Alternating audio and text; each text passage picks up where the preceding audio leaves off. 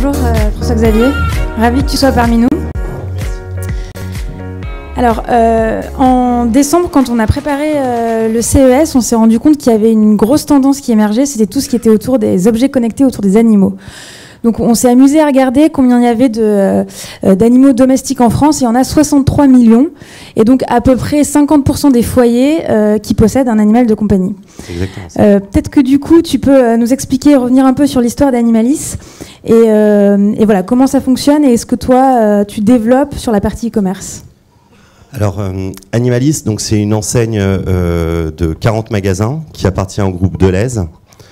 Notre ADN, c'est d'être les experts de l'animalerie, avec des vendeurs capacitaires, avec du conseil. C'est une enseigne qui a 16 ans, donc qui est finalement assez jeune, qui était au départ complètement associée à Truffaut, donc notre enseigne de jardinerie dans le groupe, et qui a pris son indépendance il y a 2 ans, parce que justement, dans cette idée d'expert, il fallait que l'enseigne se recadre vraiment sur ce domaine de l'animalerie, qui est un domaine, comme vous l'avez très bien dit, qui touche donc un Français sur 2, et donc voilà, qui mérite vraiment une attention particulière, qui ne doit pas être complètement intégré au jardin. Donc vous, effectivement, vous avez un réseau de magasins physiques et vous êtes passé sur la partie e-commerce en 2009. Je crois que il y a eu une évolution et qu'il y a eu un virage qui s'est opéré ces 2 dernières années. Est-ce que vous pouvez un peu nous partager les enjeux que vous avez pu rencontrer et les défis un peu à relever ? Alors, tout à fait. Alors, on a commencé le e-commerce donc en 2009. C'était un moment où, pour la distribution, le e-commerce était quelque chose, on ne savait pas s'il fallait y aller parce que les magasins disaient si vous ouvrez des sites internet, ça va retirer l'activité de nos magasins. Donc certains n'y sont pas allés. Nous, on y est allés donc entre guillemets déguisés, donc avec un site qui s'appelle Animoshop, qui était vraiment notre première arrivée sur le monde du e-commerce, qui nous a permis d'identifier quand même les problématiques des clients sur internet, d'apprendre du coup. Et de construire en fait le projet qu'on mène aujourd'hui, parce que finalement le fait de ne pas y être allé avec Animalis, ça a été un petit peu handicapant pour l'enseigne, parce que certains clients souhaitent, aujourd'hui c'est le client qui est en première position, c'est le client qui décide, et nos clients Animalis nous attendaient sur ce sujet, d'une part sur notre capacité justement à proposer les produits Animalis en livraison à domicile, puisque l'animalerie, je pense que pour ceux qui ont des chiens et des chats, vous savez que la corvée d'aller chercher les croquettes de 15 kilos et de les monter au 4e étage sur l'ascenseur, c'est compliqué. Donc pour tous ces clients-là, il fallait qu'on ait un site e-commerce. Et également sur la partie conseil, parce que donc Animalis, je vous dis, c'est une enseigne d'experts, et on souhaitait remettre vraiment nos vendeurs en avant. Tous nos vendeurs, c'est d'abord des passionnés, donc ils vendent des animaux toute la semaine et ils en ont autant chez eux. Ils ont plein de conseils, donc ils les dispensent à l'échelle locale dans chaque magasin. Mais l'idée, c'était entre guillemets de faire profiter de ces conseils à l'ensemble de nos clients.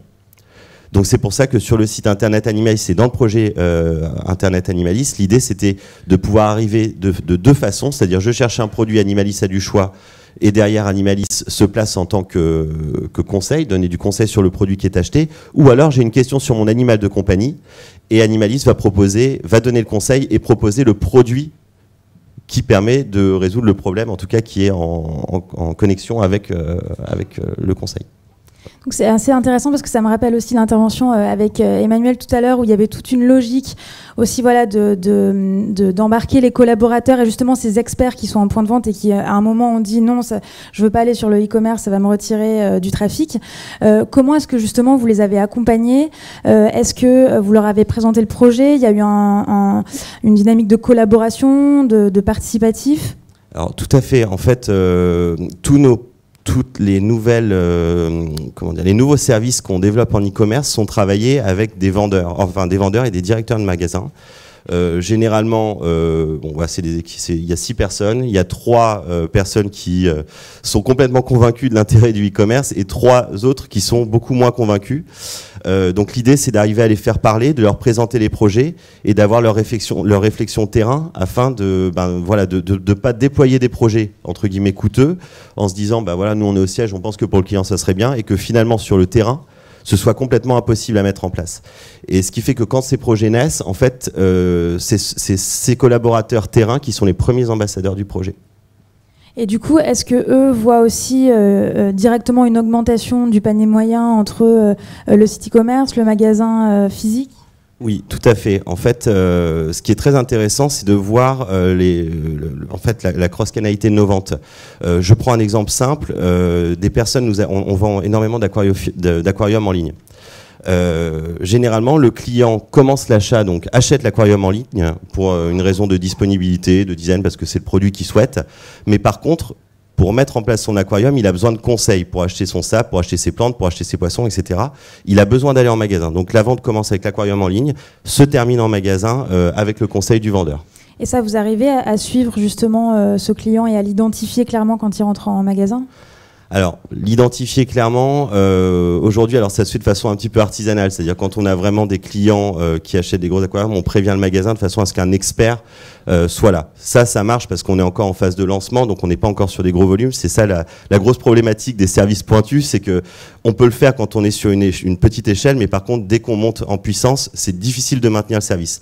Mais après, on va s'équiper d'outils qui vont nous permettre, en théorie, de pouvoir continuer ce service. Et ça, c'est un projet qui est à court moyen terme de combien de temps ? Ah, c'est du court terme. De toute façon, tout bouge tellement vite qu'on est obligé d'avoir des projets court terme, puisque finalement, les technologies bougent très très très vite. Et donc, un projet long terme, finalement, si on sort le projet, on est déjà à côté de la plaque. Donc l'idée du coup de ce site e-commerce, c'était d'avoir une marketplace sur laquelle vous proposez, puisque vous n'y avez pas été en tant qu'Animalis. Donc ça, c'est aussi intéressant comme démarche. Est-ce qu'aujourd'hui, du coup, l'aspect animal, la marque Animalis est plus en avant ? Comment est-ce que vous avez Alors les deux entités, on a souhaité les conserver parce qu'on a identifié qu'on avait aujourd'hui, entre guillemets, c'est un petit peu court comme raisonnement, mais deux types de clients. Vous avez le client, alors vous avez 61% des clients aujourd'hui qui placent le prix en numéro 1 dans leur acte d'achat pour des produits basiques. C'est des croquettes, les produits comme ça. Donc pour ces clients-là, ils veulent pas spécialement de conseil, ils veulent juste avoir le produit habituellement acheté et être livré vite. Donc pour ces clients-là, on va maintenir l'enseigne AnimoShop, qui est un site pure player où on va pas trop, où ça va être service minimum, mais par contre super prix. Par contre, pour le reste des clients, ceux qui ont besoin d'être accompagnés, etc., on va leur proposer donc le site Animalis avec le choix, le conseil, du retour gratuit en magasin, tous les avantages finalement que d'avoir un réseau. On va trouver toutes les synergies possibles pour que le site internet soit le premier allié de nos magasins et que les magasins soient les premiers alliés de nos sites internet. Et du coup, les prochaines étapes un peu clés pour le développement d'Animalis, de la partie autant d'ailleurs e-commerce que de la partie en point de vente, puisqu'on voit beaucoup qu'aujourd'hui le digital aussi arrive en point de vente. Quelles sont les prochaines étapes ? Alors on a deux grosses étapes, donc comme vous l'avez dit, donc la mise en place de la marketplace, parce que aujourd'hui pour faire face à l'offre extraordinaire qui est proposée par certains pure players, nous on peut pas pousser les murs de nos magasins. Donc en fait, l'idée c'était de faire rentrer la marketplace sur animalis.com parce qu'aujourd'hui tous nos experts connaissent tous les animaux. Par exemple, l'équitation, c'est un sujet, si vous voulez être fort en équitation, il va vous falloir 5-6 000 références rien que sur le sujet. On ne peut pas mettre tout ça dans nos magasins. Donc l'idée c'est de travailler avec la marketplace pour que nos magasins ne puissent vendre ces produits de marketplace avec le conseil. Ils ont le conseil, mais ils n'ont pas forcément le produit. Pour un vendeur, il n'y a rien de pire que de passer un moment avec le client et de terminer en disant j'ai pas le produit, donc on perd la vente. Donc là, l'objectif, c'est de donner accès à la marketplace en magasin. Et la deuxième étape, c'est vraiment de travailler la partie digitalisation du point de vente, mise en place d'écrans connectés pour justement avoir tous les conseils standards soient donnés par des écrans, de façon à ce que les vendeurs ne puissent donner que du conseil personnalisé. On va leur libérer du temps avec les questions un petit peu type qu'on connaît. Et on va leur donner du temps pour qu'ils puissent aller discuter avec le client et donner le conseil hyper spécifique. Et aujourd'hui, donc, vous avez combien de points de vente ? On a 40 points de vente et 2 sites internet, bientôt 3. Et du coup, cette digitalisation des points de vente, vous l'avez conçue globale et d'une manière assez massive, ou justement en plusieurs étapes, avec peut-être des magasins ou des points de vente que vous avez repérés plus propices à accueillir un projet comme ça digital, ou pas forcément ? Alors on a un magasin entre guillemets laboratoire qui est le dernier magasin qui est sorti de terre, donc c'était bien avec un magasin qui sortait de terre parce qu'on peut faire tous les équipements, les câblages, etc. au meilleur avec des prix quand même, enfin avec des coûts réduits. Donc on a un magasin donc à Chenevière où on teste justement nos solutions d'écran connectés, où on a, vous parliez tout à l'heure d'objets connectés, où on a créé le premier rayon dédié aux objets connectés. Et puis voilà, ce qui fonctionne à Chenevière, généralement on le développe sur nos 10 plus gros magasins et on descend.